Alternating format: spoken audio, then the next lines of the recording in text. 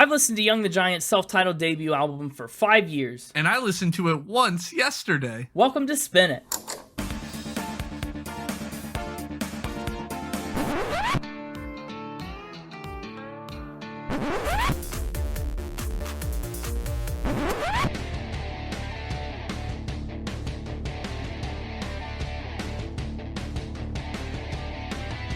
Hello, everybody, and welcome back to Spin It, the record-ranking podcast for people who would rather be listening to music. I'm James, and with me is Connor. Hello! How you doing? Happy Friday. It's a Friday when you're listening to this, if you're listening to it on the day it came out, or any other Friday after that. Or Leap Day. That is a day. No, I thought you were going to say if you're listening to it on another day, it's a different day. And then I was going to say, or Leap Day, because that was the joke. That was the joke, but that's not what I said. I know. It didn't go the place I expected. Nothing ever does. And nothing ever does with me. I'm unknowable. You're an enigma. Spinigma. Spinigma. Anyway, this is episode 102. Almost to 2 years. We are right in the middle of our 100th episode to 2-year anniversary celebration. I can't call it a birthday anymore. I've really dropped the ball on too many podcast birthdays. It's an anniversary. We'll try in the year of healing to get the birthdays right. Mm-hmm. And we're talking about Young the Giant. Do you know any Young the Giant? Where do you stand on modern alt pop? Yeah, I know 12 Young the Giant songs. You do now. Did you know them before, like 24 hours ago? Who's to say? You're an enigma. I'm a spinigma. Right. The spinigma strikes again.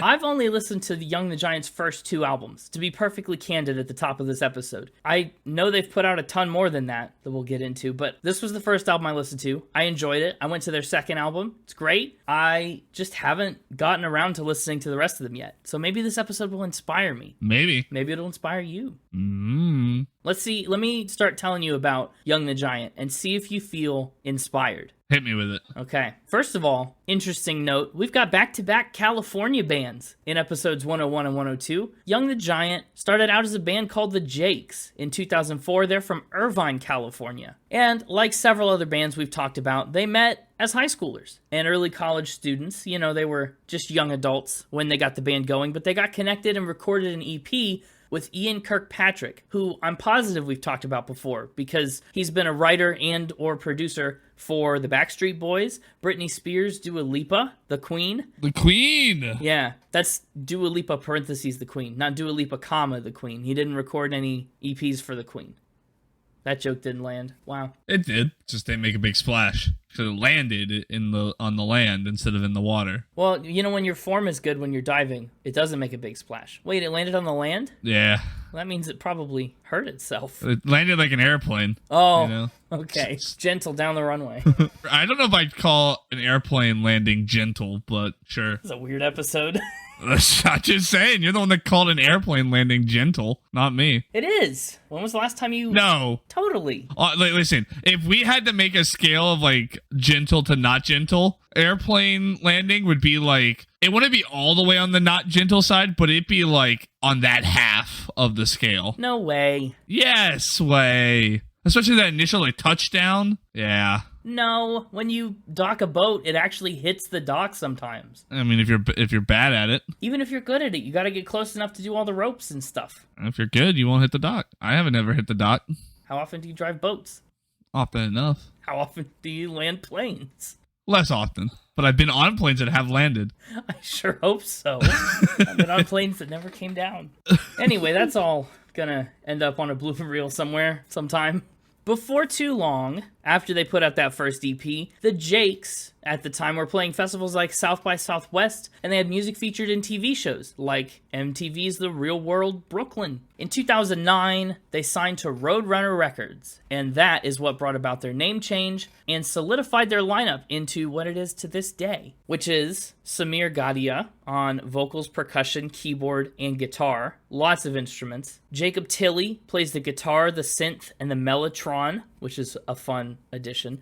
Eric Kanata plays the guitar, sings, plays the keyboards. Payam Dusade plays the bass, the synthesizer, and sings. And Francois Comtois plays the drums, percussion, and briefly he played the bass guitar too. So that's Young the Giant, the band. Their name, if you're wondering, they were the Jakes. First of all, I don't know where that name came from. But they changed to Young the Giant. What's that mean? It's a catchy name, right? It feels like very on brand, one, for the type of music they make, but two, for this 2009 era. I feel like there are quite a few blank the blank bands out there. That's a common formula. I feel like I read somewhere that it was a meaningless name. Ooh, not quite. Well, No? kind of. It doesn't really concretely mean anything in particular. You know, it doesn't have a specific story behind it, or it doesn't tie to anything, but it kind of represents how they wanted to portray themselves to the world. Samir said, "We're all still youthful, but when we aren't, we want to have that exuberance in our music." So it's kind of there. Like, they want to be giant figures in the music industry, but still retain their youth and their energy and something like that. So it is meaningless in a sense, but also not. I don't know, it's right in the middle. From the very beginning of their career, one thing that's really unique about Young the Giant, and that I really appreciate, is that they only wanted to record songs that they could replicate live. You know, we talked about on the Beatles how they quit playing live, and that opened them up to do a bunch of new production tricks and recording experimental things. This isn't that. This is the band saying, hey, we're only going to record, you know, X amount of tracks with X amount of instruments that we know we can get that many people to play on a stage.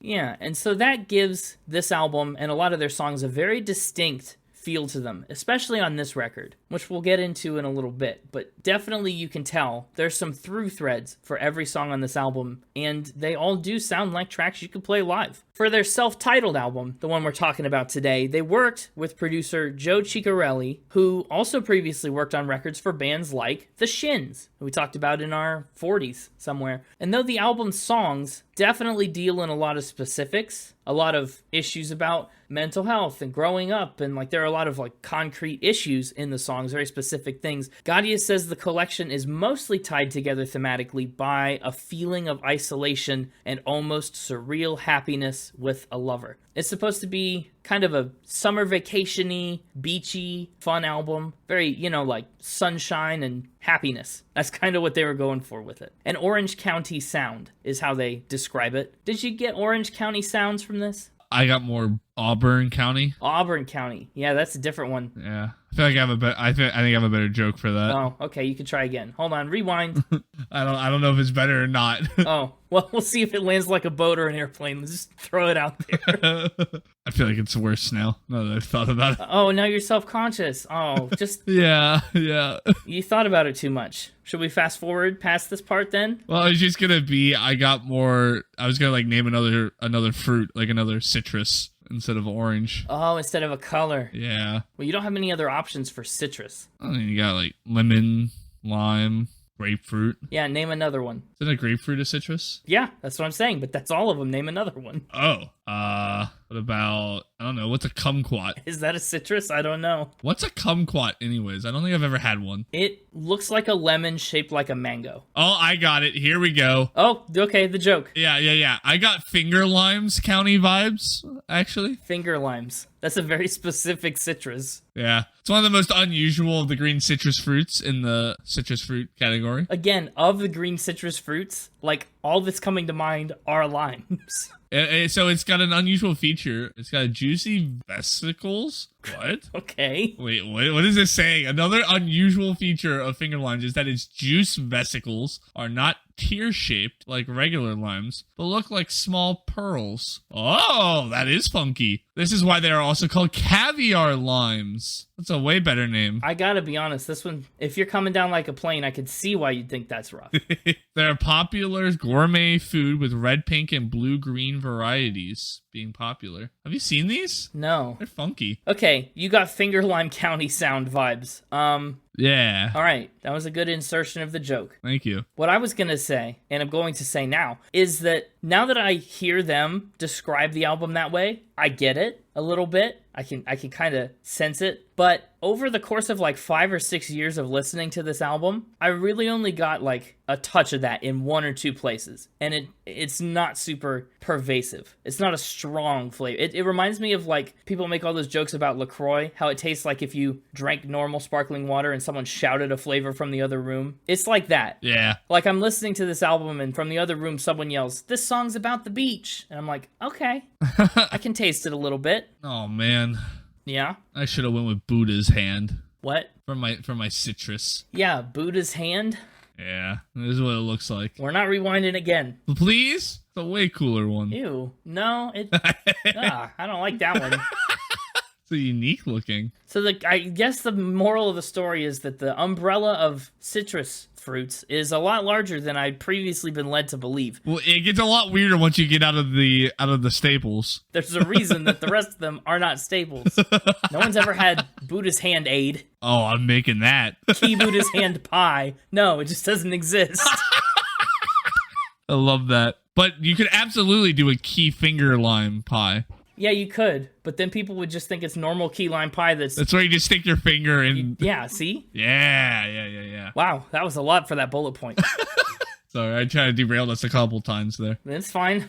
The album was released as a digital download in October of 2010, but it officially came out in other formats in January of 2011, which is kind of strange. I think some of that might be due to leaks of a couple of the bigger songs on the record. Some of those got out ahead of time. I can't say with 100% certainty that's why they did it, but it is interesting. When it came out, the album charted at number 42 in the United States, and it's certified gold. Currently, it's the band's only RIAA certification so far, and it's also charted in Ireland, Scotland, the rest of the UK, Italy, the Netherlands, and more. It also did kind of get a bit of a mixed review from critics. Most of the critics ended up being pretty lukewarm on it, even though for a brief time it was, performing pretty well on the charts and the fans were all about it. So we'll see what you thought in a little bit. Whether you're a lukewarm person like the critics, whether you liked it as much as fans in the US, or whether maybe a third option, you despised it. Those are all the options, I think. I think that is pretty much all of them, yeah. Yeah, but that's kind of the release cycle for their self-titled debut album.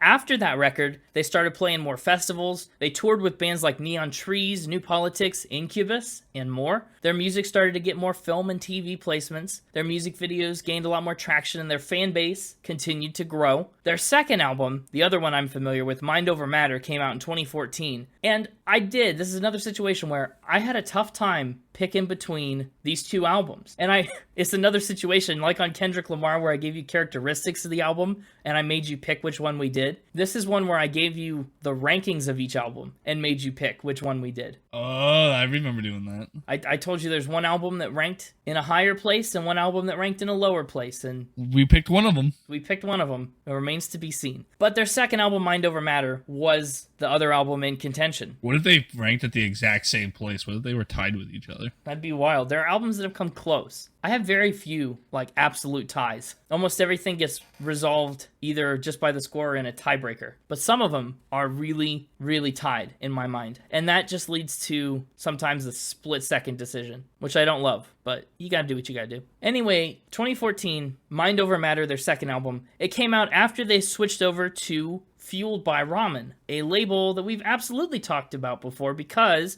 it's home to Lights. 2014's Mind Over Matter was their most successful album to date, charting at number 7 in the US overall and at number 2 on the US rock charts. So far, in 2023, the band's put out a total of 5 studio albums and 5 EPs to match. Their most recent project, 2022's American Bollywood, is a 4-part release that spans 3 different EPs and 1 LP. It's very vast. And they're currently touring in support of that American Bollywood project. So keep an eye out for Young the Giant. Anyway, that's what I've got to say. So I guess it's time to get the mixtape run out here for another round of Fact or Spin. Bring them on over, Frank. Spin the Fact. Another round of Spin the Fact, right? On Young the Giant. No, we fact the spin on this podcast. Well, I feel like they always start out as facts and then he spins the fact, but... Fair enough. Let's get them on over here. Hey, it's me, the mixtaper. Hello, how are you doing today? Pretty good. Awesome. What's your favorite citrus fruit? I'm a pretty big fan of the Jamaican Tangelo. Tangelo, like a tangerine aloe? Specifically the Jamaican Tangelo. Okay. I've never had any. Mainly because its nickname is the ugly fruit. Oh no, the ugly fruit? Yeah, it's a cross between a tangerine and a pomelo, by the way. I've never heard of that. You never heard of a pomelo? No, not really. That's like actually like a common one. Like it's no line, don't get me wrong, but it's not like No, it's no lime. it's no Buddha's hand either, you know? Like it's in the middle. Oh, okay. Well, cool. I was just curious about your favorite citrus. It seems to be a topic of discussion today, and I realized I didn't know yours. So, Fair enough. yeah. What kind of facts you got for us this week? All true ones this week. All true this week. Okay. Good. That makes things easy on me. Yep, sure will. I just have to listen to you talk and say fact. Yep. Well, hit me with number one. Hit me with a number. Well, so I feel like me saying hit me with number one, I mean, you could kind of extrapolate from there. I just didn't want to assume. I don't like to pick a number game. I just like a good classic final ramp. Maybe this is a season 6 gimmick, but Fair enough. Okay, you want me to ramp it? yeah. Do you have a good final ramp ready? I mean, No, this is when you're gonna have to pick because they all of them have potential to be final ramps. We're a bit all over the place. okay. Well, hit me with a number. I still said one. Oh, okay. Sorry. They had an intervention for their parents. An intervention for their parents about what? Parenting? Or like the more standard vices, drugs and alcohol, and like an intervention. No. I mean, it felt like an intervention, but it wasn't like a intervention. Right, like I'm sure you're wondering why we've gathered you all here today. Sit down and Yeah, exactly. well, what did they do? What they intervene on? They wanted to drop out of college. Okay, so less of an intervention, like to prevent a behavior, but more like we need to have. It was to prevent the behavior of getting mad at them for dropping out of college. Okay, all right, but basically, this is the talk where they sit them down and say, "Hey, heart to heart, no." So when did this talk happen? Were they already in college? I mean, some of them were at the time the band started. Yeah, they were in college and they wanted to drop out to pursue Young the Giant full time. Well, we know how that worked out now, but we don't know how that would have. I mean, I feel like we can all imagine how it would feel if our kids came up and said to us one day, I'm dropping out of college for the band. Yeah. You know what I mean? That's like a trope almost. Yeah. What'd they say? How'd they react to this? The parents? Yes. They came to a mutual agreement that the band could take 6 months off of school, so basically a semester, Oh, wow. and see what happened. That's not a lot of time for things to happen. I think they had some faith in them because they really went the extra mile to sell it. To sell the intervention, Yeah, what'd they do? They make a PowerPoint? basically. That's a good strategy. They dressed up Looked all nice. and then prepared pamphlets Oh, explaining what they were hoping to achieve, and they had a 4-hour meeting where they gathered all their parents together, 4 hours. laid it all out for them. That's a long time. So really less of an intervention and more of like when they try to get you to buy a timeshare. You know, they invite you to a meeting and like give you the pamphlets and all the benefits. Wine and dine you, yeah. Yeah, they kind of did that. They timeshared their parents. Well, that's a totally different fact. that is even less accurate, I think. Did they have a backup plan? What were they going to do if their parents, like, did not love this at all and, like, got mad still? And I don't know. What was their situation? Yeah. Okay. You either let them be mad at you or you keep doing school. I don't know. They're kind of your options. Fair enough. I think I got it easy this week. You told me already at the beginning. All facts. All facts. So I listened to you say your piece. I think this is a fact. This is a true fact. It's a true fact. See? I know. You wouldn't lie to me like that. I wouldn't. No. A successful intervention. Are their parents old the giant? Middle-aged the giant, please. Well, I just older than young the giant, you know. Yeah. Less young the giant. Right. Keep it coming. Hit me with fact number 2. Fact number 2. Absolutely true fact number 2. They once picked up a car and moved it. Picked it up like with their bare hands. Yeah. Where'd they get bears? Okay, see, that was a good joke. That one landed. Well, that one, cannonball. Cannonball. Sure. Why are they moving a car? When you said this fact to me, my brain went, maybe they just wanted to see if they could do it. You know, so they all went out there together and were like, team building exercise. Let's lift up the SUV or whatever. Or was it more like, oh, shoot, somebody parked in the tour bus and we have to get 800 miles away by 3 hours from now. Let's move this car. It was a bit of a practical joke. What's the joke? Who's it on? Where's the car? Where they move it to? Eric Kanata's brother. A very brotherly thing to do. Brother was hanging out with him and they spent the night and they thought it'd be funny to move his car. So they all went out in the middle of the night, lifted his car up. Where'd they put it? The other side of the street. Across the road. Yeah. What a chore. And why didn't they just, like, take his keys, you know? Not that I'm, like, advocating for that, but that does seem like a simpler... I mean, good question. I wish I had an answer for you. Did they talk about, like, was it easy to do? Because it sounds like a difficult thing, but many hands make light work, as they say. Don't know. Don't know. Okay. A lot of absent information here. Yeah. When asked what the wildest thing they'd ever done as a band, that was their answer. That's a pretty wild thing. And I bet it's nothing like what the interviewer was expecting them to say. I think this one's also a fact. You Another fact. told me it's an all-fact week, and I listened to everything you had to say, and that's a true fact. Yeah. Wonderful. Let's move on. Oh. We can move on. We don't talk about the answer. Yeah, but I'd like to know. This one is spin. This was a spin. Wait, that wasn't all true? fact week. All fact week. That one wasn't It's an true? all fact week. Oh. Don't worry about that. Don't worry about that, Luca. It's an all fact week. Except for the spin. I would never lie to you. Yeah, that one slipped in. I don't know how it got in there. How'd that happen? It snuck in. I'm sorry about that. Sorry about that. Okay. Well, accidents happen. Accidents happen. All fact week with an asterisk for fact number 2. Right, okay. Well, how about number 3? What's this true fact? Totally real, totally happened. Congrats on that last fact. I like that one. Oh, thank you. Did you think that one up yourself, or? Yeah. I like it. Jacob thinks he has a world record setting ability. A lot of potential for this one. Jacob's got a world record breaking ability. No, he thinks he does. Okay, I was going to say, can he move a car with his bare hands? I can move a car with my bare hands, too. And an engine. I mean, that's part of the car. I think that counts. Yeah. What is his supposed world record breaking ability? Flicking his tongue in and out of his mouth. First, before we go any further, what is the world record for that? Is it known? I could not find it. I looked. So he's just speculating that. Yeah, he just thinks nobody could do it faster than him. So maybe this is a world record setting ability. Oh. Somebody call Guinness. What a talent. How did he discover this? Is this a thing he likes to do or just does? It's just a thing that he realized he can do fast, and he's proud of it. But like flicking it against his teeth, he's not just sticking out his tongue, he's like flipping it off his top teeth or whatever. What do you mean? Well, you know, I can stick out my tongue and put it back in quickly, but is he like letting it catch on the top teeth and then flicking out? Like you said, flicking. I guess I don't know. See? I mean, it's just going in and out of his mouth. I don't know if it's going against his teeth. Okay. Well, I presume it would be a record for sticking out your tongue otherwise. I guess. I don't know. But does he have a concrete number? Like, what's the frequency with which he can do this? Yeah. He used the slow-mo video on his phone to record himself. Oh, to measure it. Yeah. And what's the... 65 times in 1 minute. 65 in 1 minute? I thought you were going to say a way more outrageous sounding number than that. I mean, do you think you could do more than that? Well, if you think, 65 times a minute, that's like just barely over 1 a second. Yeah. But, I mean, he's going like full out, full back into the mouth. He's not doing like a half flick. You're trying it right now, aren't you? I'm thinking about it. Just trying to envision this. Because that doesn't seem like a very fast thing to do.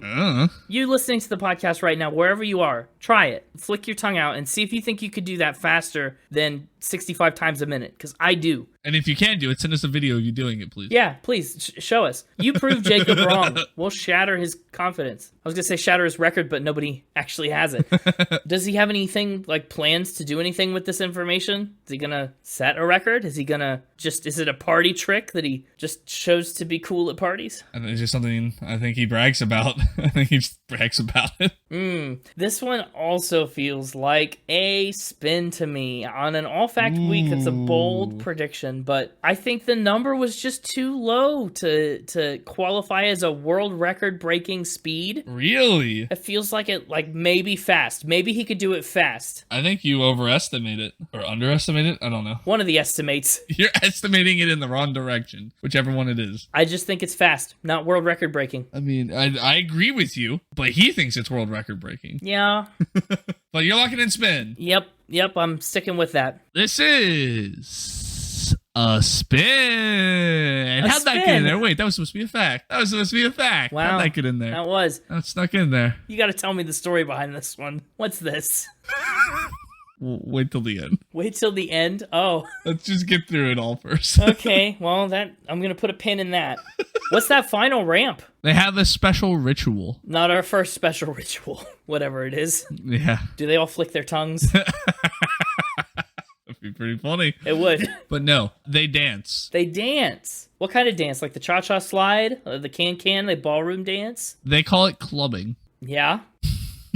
What kind of dance is clubbing? They stand in a circle, all facing each other. Yeah, as all your rituals apparently start. Seems to be a common thread through most of your ritual facts. And then they hold hands. Okay. They start rotating kind of around in a circle, kind of back and forth, and thrusting their rear ends out, in what looks kind of like a twerk, but isn't. It's like slower and more up and down than a twerk. All right. And that's clubbing. They call it clubbing. Why do they do that? To get pumped. To get pumped. That pumps them up before like a show? Yeah, the ritual. How'd this get started? Does it have a tradition, a history? Only they know. Okay. This is a weird one. I'm kind of in that position where I don't know what to ask. I don't know what I'm afraid to ask. Would you like to know how long it lasts? Yeah, sure. How long do they club? Upwards to 5 minutes. 5 minutes is a long time. All the time, before every show, they just... Upward. That's like the most they've ever gone. Sure. But yeah, before all their performances. Interesting. Yeah. This one I also don't like. It's so easy for this to be a spin. I believe it, though. And I think I'm going to say it's a fact. It's an all facts week. It's an all facts week. It's got to be a fact. And it just seems a little strange. It just seems like that right sweet spot of something you would never make up quite like this, I see. Yeah. Well, guess what? I made it up. This is a spin. Oh, no. What? Yeah, okay, that first of all puts us at 50-50 again. It sure does. What on earth? You got to tell me the story with these last two. But it was an all facts week, and so all these are true facts, just not true facts about Young the Giant. No, come on. The first one was true about Young the Giant. Yeah, it was. That's right. The second one was true about Andre the Giant. You picked other the Giants. Wait. The third one, the record-setting ability, is true about giant anteaters that can do up to 150 flicks in 1 minute. Wow, see, that's more than twice the number of tongue flicks. Yeah, but I didn't think you'd believe that for humans, so I backed it down. And apparently I backed it down too low. You backed it down too low. I would have believed 150. Really? Maybe. That seems more world record setting. Yeah, that's fair. 60 was just too slow. Well, 65. 65 was still too slow. Yeah, and then the last one's true about giant scorpions. They do a mating dance called clubbing. It's where they hold their pinchers together, spin in a circle, and thrust their stingers around, but you just made it about humans. Giant? Yeah. That's funny. Andre the Giant would just go single-handedly pick up his friends' cars and move them. Sure, yeah, that doesn't even surprise me a bit. The man was unreal. Giant scorpions and giant anteaters. I really did not see this coming. I can't believe it. That's so funny how they translated to humans so well. I don't know about so well. I mean, the last one was a bit wild. I mean, both the last two were a bit wild.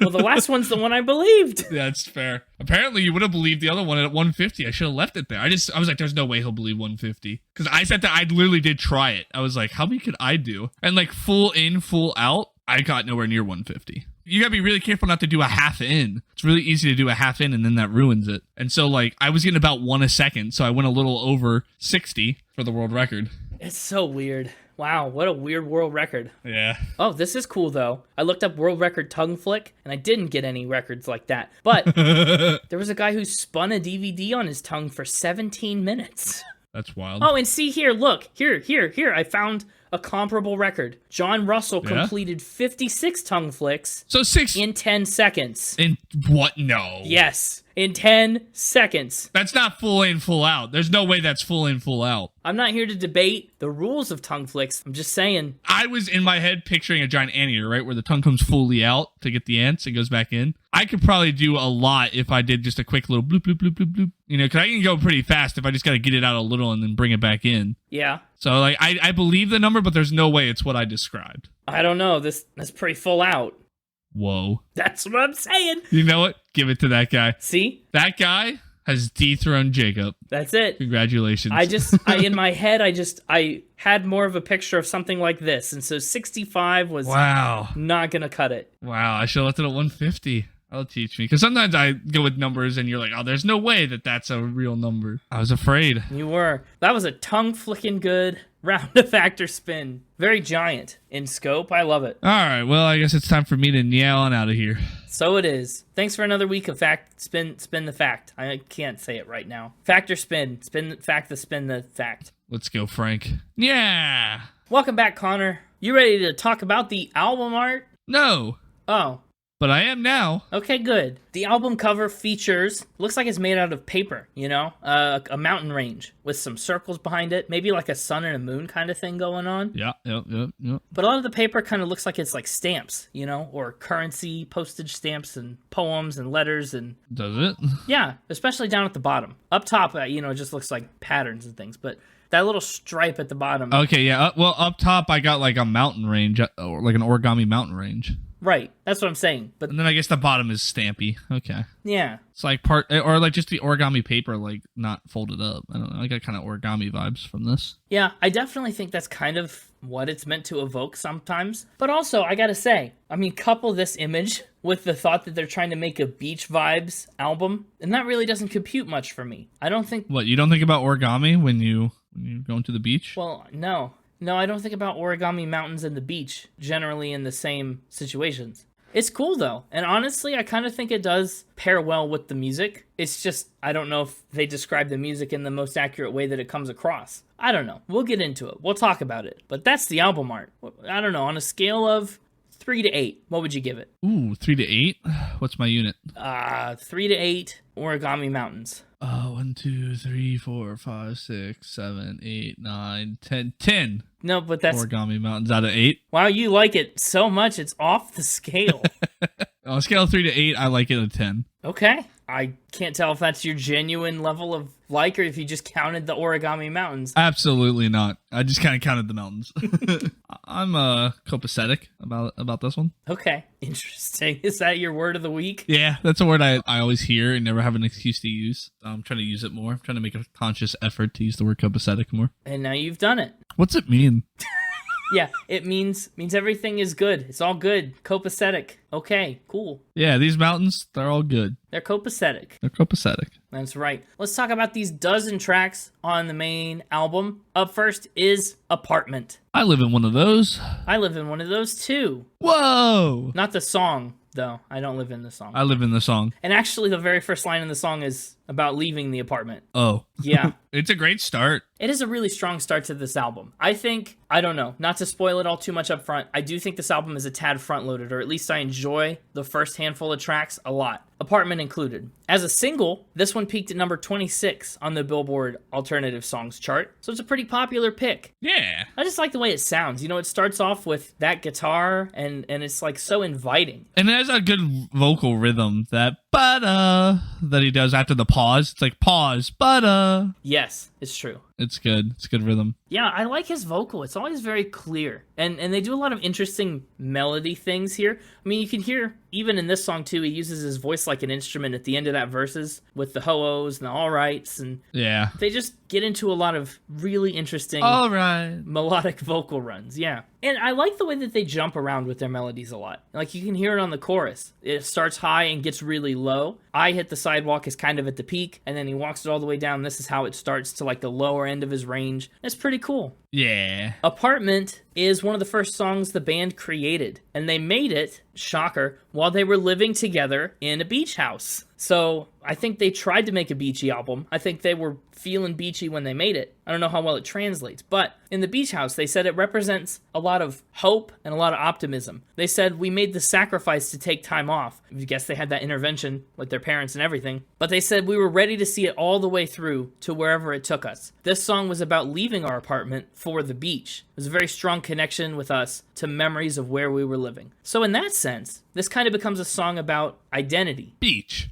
And the beach. But, like, where are we going? What are we up to? You know, what's our future hold? They end the song with, after leaving your apartment, I hear the coast. Yeah. And what's on the coast? The beach. Is the beach on the coast? It just kind of is the coast in most cases. I don't know. It's the coast is like where the beach meets the water, I feel like. I don't know. I don't know. Like, I wouldn't call, like, a beach around a lake the coast, right? No. Like, I feel like they're different. No, you're right. There are coastless beaches and beachless coasts. True. They are, I guess, in no way correlated, except for the frequency with which they overlap. Yeah. I also want to point out early on some of these lyrics, right? You know, like this, I write for fear of silence. We're going to see a lot of poetic, maybe dense lyricism here. A lot of inner wave type stuff, Yeah. right? Where they hit you with words and phrases that tug at your mind strings, but they don't leave you with much concrete. I think it ends up working out for the most part on an emotional level. It's like Inner Wave, but a little more intelligible, I think, in most cases. I do like it, but you got to brace yourself for it as we go through the album. Cool. I'm braced. You're braced. For impact on this bumpy landing. Not smooth at all. No, I guess not. My body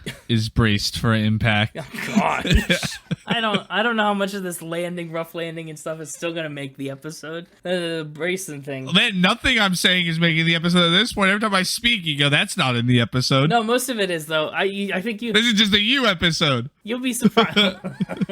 My Body is the next track. What'd you think of this one? It's very different than Apartment. You know, the Apartment's kind of the track that rolls out the red carpet for you. My Body's the one where we're really getting into it. I like this one too. It was copacetic. Okay.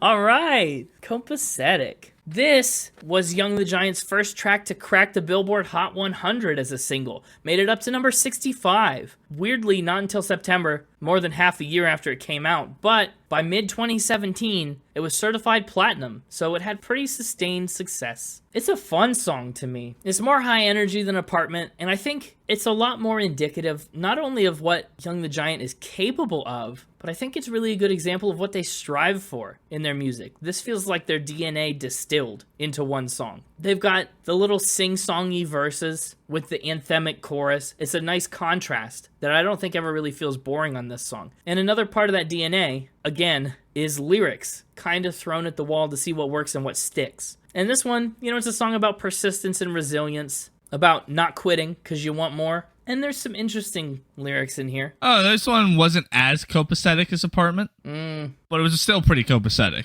Okay. Still pretty okay. I just think they've got good vocal rhythms. It's true. Especially, this song just feels like a yelling song. You know, they're just jumping up and down and yelling, and it's cathartic. And that's how they felt when they wrote it, too. They said, why don't we just jam something out? The most ridiculous thing you can imagine. It doesn't even have to make sense. Just yell it out because it means you're releasing your tension. So that's what My Body's all about. It's persistence, it's catharsis, it's loud and fun and a little wild. I like it. It's one of the most popular songs on the album, and I think it is deserved. What did you think after My Body when we got to I Got? As a guy who historically has preferred the rock songs over the Beach Boys type songs, I'm not so sure I Got was necessarily your cup of tea, but I'm curious to figure that out for sure. I'm a ballad guy. Yeah, a ballad guy, but I've Got is that's the Beach Boys-y style that you've historically rallied against. If the Beach Boys had done it this style, done it this way, it would have scored a little higher. Oh, okay. That's right. I forgot. You like the Beach Boys-y Beach Boys, but not the actual Beach Boys album that we talked about. Yeah. It's all backwards. Okay. Well, I Got is all right. I like it. As for pop music, it's got a really kind of unique time signature in its 3/4 style, which is kind of unusual, and I think it suits the song really well, especially with that gritty kind of guitar it's got. It's just a little touch rough, but not too overbearing, and it's still got that same ringing quality that the rest of the album has had. You know, I feel like the first 3 songs so far have all felt like they fit together. Yeah, I agree. I Got is... lyrically, it's a lament about getting buried by life, but soon enough, through song, through carving out your own way, eventually, you're able to rise again. It's a very ambitious album with the messages it tries to send forward. We'll talk more about it later, but they definitely have some things to say and some points to make that they take pretty big swings at here. I think I like the chorus on this one a lot. That's the most Beach Boys-y part, but I do like it too. That kind of call and response style, it's nice. Yeah, I just like how it slows down. There's that weird tempo change. I quite like it. Yeah. What'd you think about the next song, track 4, Cough Syrup? Probably, I think, their most popular song from this album by a good deal. It's got more than double the plays of its next closest competitor. And it's another not full ballad, but it's on the slower side, I think. Or at least I've always considered it so. I know, I'd agree with you. It's a ballad. It's got that ballad vibe, but it's a little quicker tempo. Quicker tempo, and the chorus gets a little heavier, especially the later song choruses. It kind of comes at you with a bit more of a wall of sound. Cough Syrup is another oldie. It predates even their rebrand away from the Jakes, and it's inspired by their situation at that time when they were out there living kind of broke, kind of stressed, pretty insecure. Really the opposite of the energy and excitement that they explored on Apartment, really devoid of the optimism that's on My Body.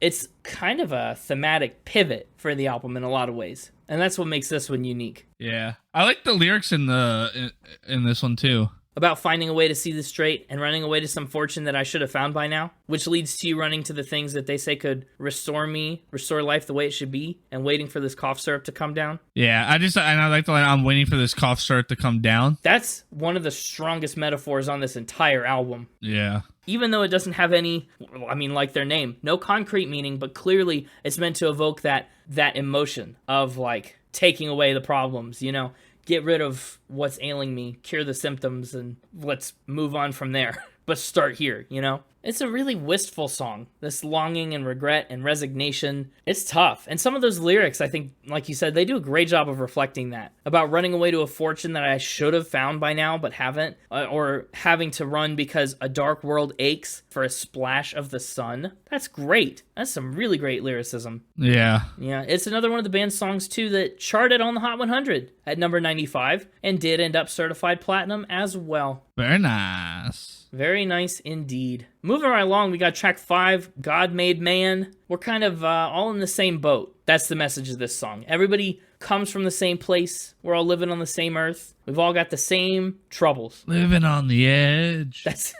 Aerosmith. Different, but similar. Oh. And what is the edge? But the coast, where the beaches sometimes are, but not always. Not always. Right. Well, Aerosmith had nothing to do with this track. Yeah, I can tell. This one, not as copacetic. Not as copacetic. Interesting. I don't even know if I'd give it a copacetic. Okay. I will. Yeah, it can have a marginal copacetic. Almost borderline copacetic. Copacetic or copacetic? That's a good scale. God Made Man starts with this. It's kind of this weird blend between, of the songs we've talked about so far, the emotions of cough syrup, where we're just trying to get by, mixed with like the music of I Got, but in 4/4 time, right? It loses the fun rhythm of I Got, trades it out for I almost want to call it boring tempo. All that rhythm play that they do is pretty absent from this one. It's okay. Poetically, it's sad, but the mostly optimistic, if a little undercut solution that they present is, some stuff is just unknowable. So I guess in a certain sense it's kind of comforting to have that pressure of needing to know answers relieved, but also that does nothing for finding the answers that are stressing us out. Yeah. It's a song about existing. I feel like kind of just exists in this liminal space between tracks on this album. I agree. At least, that is, until things lock into the outro. But by the outro, we're already quite literally on the way out. I think it's too late. We see the light. Yeah. And that leads us into track number 6. That's right. 12 finger limes. 12 finger limes. Darn you. No, it's mine. It's my joke.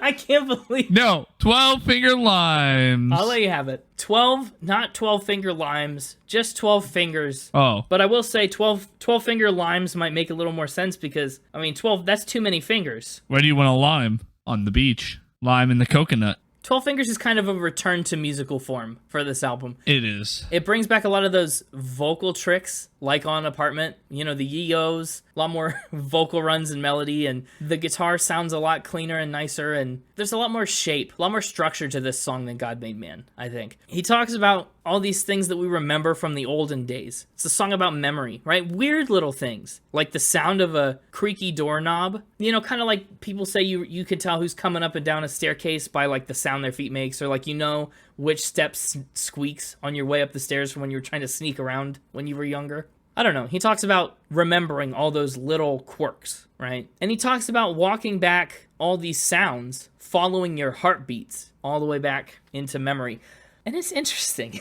This is another one for me that I compare. I guess I compare all these songs in a big web of styles. This song kind of walks the line of the place where Apartment and My Body intersect. It's the lyrics of My Body with the musical style of Apartment. Whereas, I guess God Made Man, I said, was the other way around, right? Lyrics of Cough Syrup, I guess. But the music of My Apartment. I don't know. It's all a mess. I like 12 Fingers. It's a little cryptic and same-ish throughout. But to me, it's one of the album's most memorable songs. And according to the numbers, one of their most popular still. So I think it's got some status. I don't know. Did you have any thoughts on 12 Fingers? Uh, I don't even know why it's called 12 Fingers. yeah, I don't know. I was kind of wondering the same thing. The only thing I came up with was it ties a lot of imagery about like break free from the chains, I'll follow you down, or like on the way down I can follow you, you know? Yeah. So the only thing I could come up with, it's not very beachy. See? No, because... But it's kind of helly, right? Because you got these flames boil and reclaim. Yeah. So it's like the 12 circles of hell, one finger for each circle. Like, I don't know. That was like the best I could do. Okay, well, it's not very good, because Dante's Inferno is only 9 circles of hell. Oh. So there's still too many fingers. Oh, is there not 12? What's there 12 of? There's 12 of something in hell, isn't there? Probably. What was I thinking of that as 12? I don't know. There's a season 12 of Hell's Kitchen. Maybe that's what it's about. Maybe it's about season 12 of Hell's Kitchen. Could be. Or maybe it is still about the circles of hell, and that way you have 3 fingers left over once you get out. Oh, okay. It doesn't make any sense.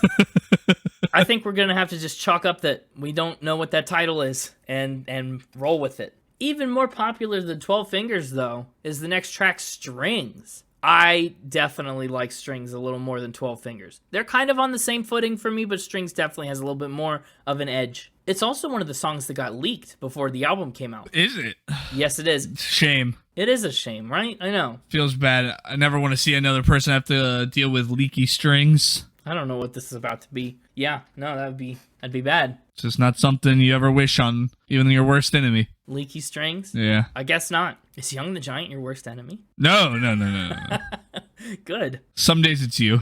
Oh, I believe it. Strings is one of the honestly surprisingly rare occasions on this album that when they talk about summery, sun-soaked songs in a beach house, I can actually hear it. Strings, I get it, right? The rest of the album, not so much, but Strings, yes. I've gotten it intermittently. Yeah, a little bit. Basically what they said is they said the beach has always provided the idea of regeneration. The tide constantly ebbs and flows almost. The idea of an eternity. In the song, talking about Strings, he says, a lover attempts to run away from the sunset in hopes of living the day one more time with his woman. In this surreal, dreamy paradise, the two are each other's only reminder of a fading reality. That's a beachy song. True. In another song, again, I love the instrumentals, the beach sounds. What did you think about the vocal tricks on this one, especially in that chorus? I, and lie, I. Is that working for you? That repeated emphasis on a single syllable? It was actually a little hit or miss for me. Really? Certain eyes, did it for me. Certain ones didn't. Right. Depended on which one in the run. Fair enough. For me, I kind of like the ebb and flow of it, the back and forth. It feels pretty wholly unique. Honestly, I don't think that's a thing I hear a lot of other artists do anywhere, ever. That single syllable repeat in such a wavy kind of way. So I like it. It makes Strings stand out in my mind. It's memorable. Fair. And we get past this first half of the album, and still, I just want to point out, still 7 tracks in, all these songs go together, quite thoroughly. You know what I mean? They all have that same special something about them. That same intangible quality is very prevalent throughout all these songs, just for re-emphasis. But we get into the later part of this album. We're talking about track 8, Your Side. Strings was beautiful. A love song. A sweet love song. Your Side, it's a heart-wrenching song, a bit of a breakup track. Yeah, it is. And it's kind of odd. I think it's the album's only breakup track, to be honest, and it feels strange. Thematically, it's a little out of place with the rest of the album. An album that tackles so many big, overarching themes, a breakup song kind of trips you up a smidge. It's all about this relationship coming to an end after a long time. And it kind of seems like this person's trying to say, hey, he's still on board to work things out and, quote unquote, be fine. If we can somehow rewind time and resolve our differences. It's an interesting sentiment. It's a weird one, and it's an upbeat song for such a tenuous subject matter. Honestly, it's probably the fastest song we've seen since My Body. Yeah, I think you're right. It's all right. Your Side is a song that I have always liked, but it's never blown me away, I guess. Yeah, same. The back half of the album didn't blow me away as much. It was less copacetic. Okay. I have theories about that. I have a projected reason, I think, for why that happened to me. We'll see what you think, whether you agree when we get to the final spin territory. We'll have to see. I don't have much to say about Your Side. It's a little rocky. I like it enough. Up next is Garens. Another song that dates back to their days as the Jakes. And I do, actually, for once, know about the origins of this name a little bit. A Garand, well, Garand was a person, right? But Garand was a person that made weapons. And Garand made this rifle, right? John Garand designed a World War II rifle. Commonly, you'll hear people mispronounce the gun as a Garand, but his name is John Garand. I see. Yeah, so it's about military rifles, and the song's kind of intended to sound a bit like a military march, which is especially evident in those drums, as any good military march is. It's a tough themes song. It's about some soldiers' experience in the war. So there's a lot of really direct imagery, kind of a deviation from the tangent words we've seen and the tangent lyrics we've seen in past songs. You know, they talk about scouting the forest for signs of life, broken bones and muddy shoes, what have I become? It's very much more descriptive, like shockingly so. And I think they leverage those darker lyrics with a lot of minor chords that make the song interesting. They do their best to make it stand out from the batch here, but I don't know if it's different enough. Yeah. I can't believe, to be honest, that it's as popular as it is. I mean, with more plays than Your Side, at least. And only a couple million behind God Made Man. It feels like it should be a little lower than that. Yeah, I agree. And Guns Out, that we'll get to in a bit. I don't quite get it for this song. Verse 2 goes into the unfortunate reality of the draft, how a bunch of young men get sent off to join the military. It's just it's a song that tries to bite off a lot. And how well it chews, as much as it bites off, is probably up for debate, I think. Not just here, I guess a lot of songs kind of are guilty of the same thing. But let's keep them coming. Let's hit Streetwalker next. So I said the back half really didn't do it for me, but I did enjoy Streetwalker. Okay. There can be exceptions that prove the rule. Streetwalker, I've always thought it was very weird that they decided to abbreviate the title. It doesn't make sense to me. It kind of looks like it should maybe be Saint Walker, you know? Depends on your perspective, I guess. I've just never loved that abbreviation. Maybe it's because Streetwalker as a term has some adult connotations, to put it in a pretty vanilla sense. But in this case of the song, it seems to be kind of like the character from Apartment who's hitting the sidewalk and quite literally taking a stroll down the street, I think. I like the first half of the song better than the second half, though, I will say. Really? Does it change that much between halves? Yeah, absolutely. It starts off with like the long strums, the blum, and like the slower. Yeah, well, it almost sounds like a Western kind of. Yeah. It's a very eerie, hollow sound. I think it matches the song pretty darn well. Yeah, well, it keeps that up until about the 2:45 mark. It goes into this instrumental that just I didn't care for it, and it went on for too long. Okay. Well, I'll agree. It does fill out the sound a lot more. It loses a lot of that hollow quality. Yeah. And becomes a lot more immediate. I don't hate it. And I think it does yes, it's not as good as the verses, but I really think it takes the chorus at the end of the song to a better place. I think it's a solid expansion on that. All right, fair. This is I gotta use the word eerie again. It's just an eerie song. The streetwalker is aloof and distracted and walking down a street of thought without moving at all. Just delving deep into their thoughts at night with shadows on the walls. It feels like we could put it in Mixtober. It's a Halloween-y kind of song in the middle of a beach record. It's like an identity crisis all through the album. But one song that is undeniably a little more beachy, at least in title, if no other way, is Islands. Islands is a band favorite, one of their favorite songs from this record. In fact, it's one of the ones that they say they can listen to the most from this record without going crazy. Really? Yeah. And according to them, it almost was a totally different song. You you're the ballad guy, right? Did you like Islands, the slow, relaxed, like adrift kind of style of it? Yeah, I guess I was a little done by this point off of one listen. Very fair. So 4 minutes of that was like, okay. It's a hard way to usher you out of the album. The Islands, any attention you had to give to this album at this point, Islands zaps right away. Like it's gone. Yeah. It's hard to stay locked into Islands listening to the album consecutively. But it was almost a very different song. They said Islands was initially a really fast, chaotic song. And they said after running it through a couple times, we decided to try a completely different take on it and slow it down. I slowed it way, way, way, way, way down. I bet that helps. I bet the fast version probably would have been a little worse, in my opinion. Because, the whole song thematically, right? When you're adrift in the ocean, you're bobbing up and down aimlessly. It's dangerous. It's unknown. Everything's in flux and always changing. So the islands in this song as a metaphor and in a theoretical vast ocean are meant to bring this kind of stability and safety and relative security into your situation, right? You wash up on an island. Oh, suddenly it's a new day, a new ball game going on here. So the metaphor, right? This person in his life is his island, somebody that he knows is his source of stability. But the way that this song puts it, it makes me think he's kind of off the island and just remembering it, thinking back to when that stability was in his life and longing for its return, right? Lines like, all these years I miss your warmth. Have you missed my warmth on your island? Is really kind of what leads me there. I like islands a little bit. I gotta say, though, again, from a beach standpoint, islands work, right?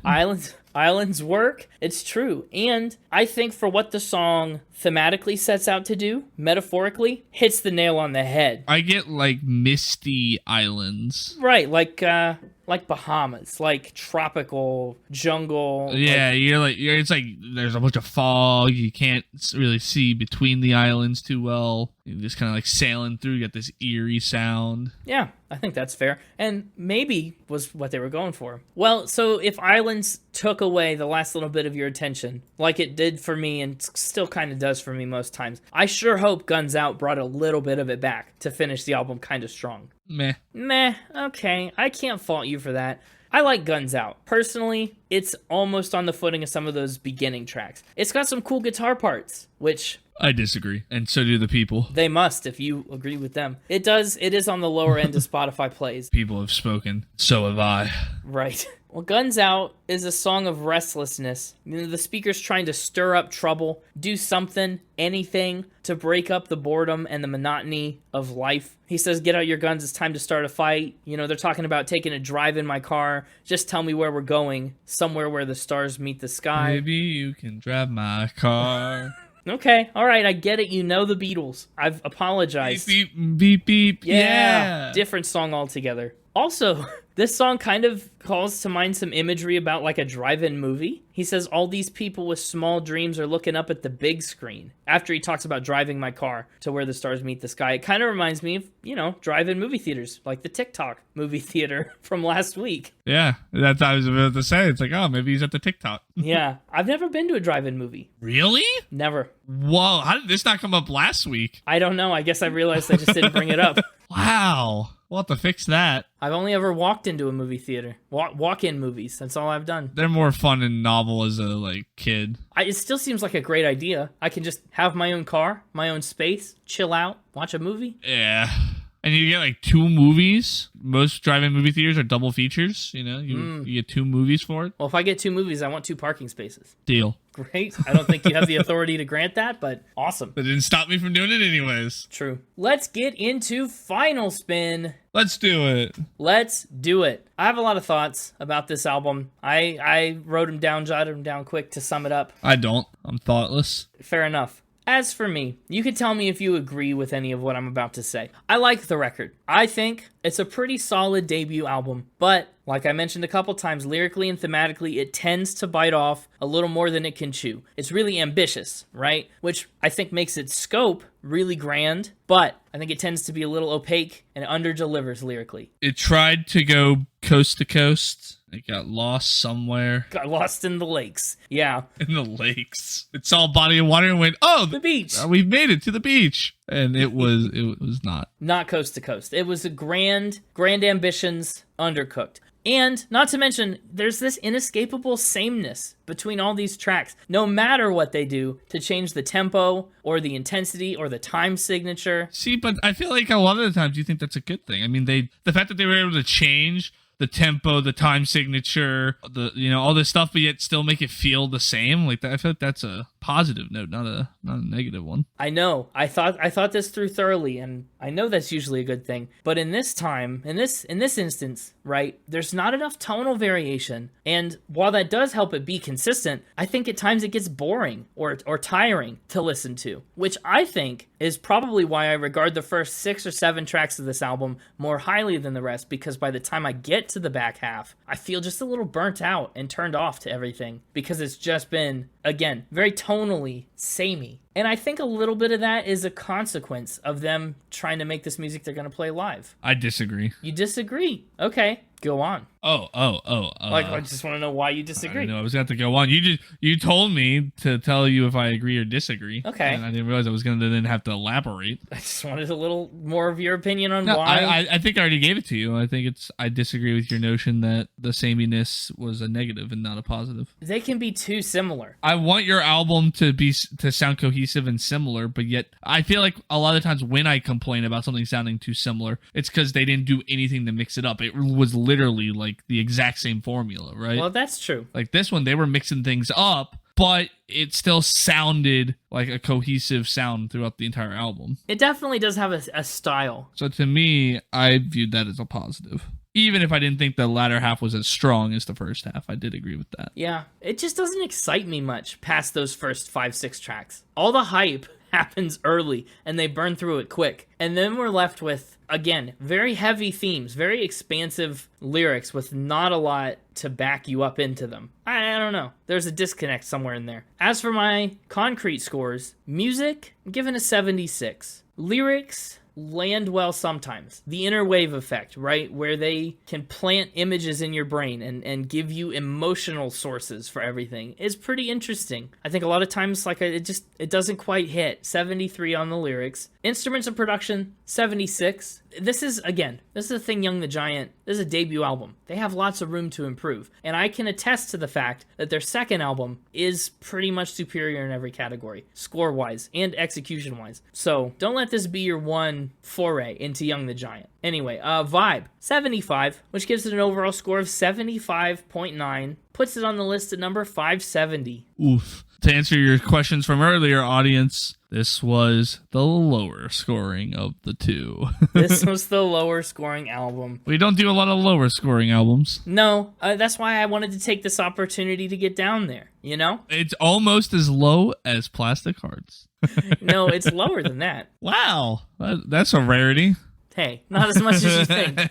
It falls just below Olivia Rodrigo, who's at 563, and it's actually a good bit above In This Moment and their album Mother. Man, you had Olivia Rodrigo that low? I don't remember you having her that low. Well, she's probably fallen a lot since then. I've added to the list, every month. Fair enough. But for comparison, within Young the Giant, right, their second album, to me, represents a great improvement. Their higher scoring album, Mind Over Matter, is at least 3 out of the 4 categories are in the 80s. Some of them high 80s. It's got a score of 85.1, and it ranks number 265. So that's like a 300 album jump from the first album to the second. Most impressive. It is. I really enjoy Mind Over Matter. It's got a lot of really good singles. And the energy that a lot of parts of self-titled debut album are lacking, like the energy that's not there, is abundant in Mind Over Matter. I really like it. So maybe there'll be a revisit. Who knows? Next week.